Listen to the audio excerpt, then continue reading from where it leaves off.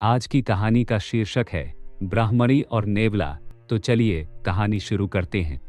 एक समय की बात है, बाहर एक छोटे से गांव में एक ब्राह्मण और उसकी पत्नी एक ब्राह्मणी रहते थे। उनका एक छोटा बेटा था। एक दिन ब्राह्मण को अपने घर के बाहर एक अनाथ नेवला मिला। इसके लिए खेद महसूस करते हुए उसने इसे घर लाने और अपने बेटे के साथ पालने का फैसला किया। ब्राह्मणी हालांकि पहले झिझक रही थी, अंततः सहमत हो गई। नेवला बहुत दयालु था और जल्द ही परिवार का हिस्सा बन गया।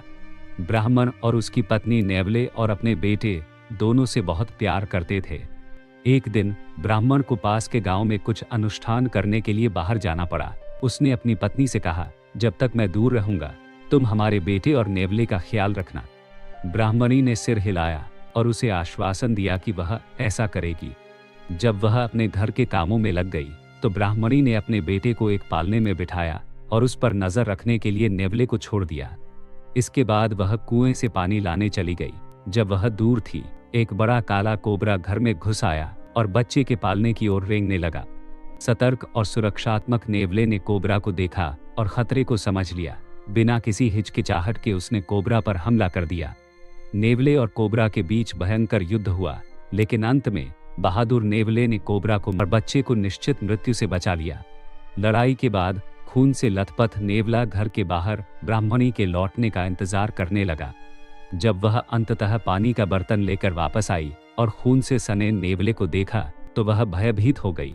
वह तुरंत इस नतीजे पर पहुंची कि नेवले ने उसके बेटे पर हमला किया है।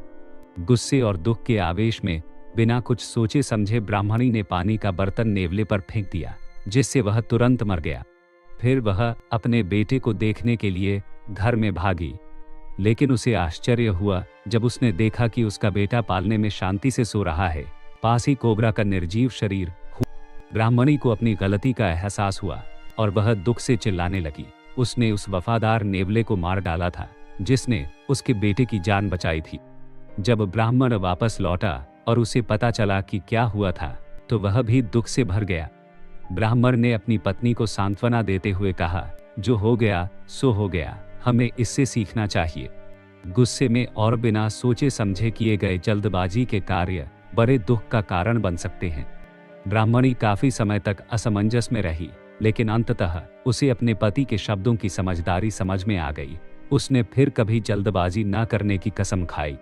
ब्राह्मणी और नेवले की कहानी पूरे गांव में फैल गई, जो धैर्य और विचारशील कार्रवाई के महत्व में एक मार्मिक सबक के रूप में काम कर रही थी।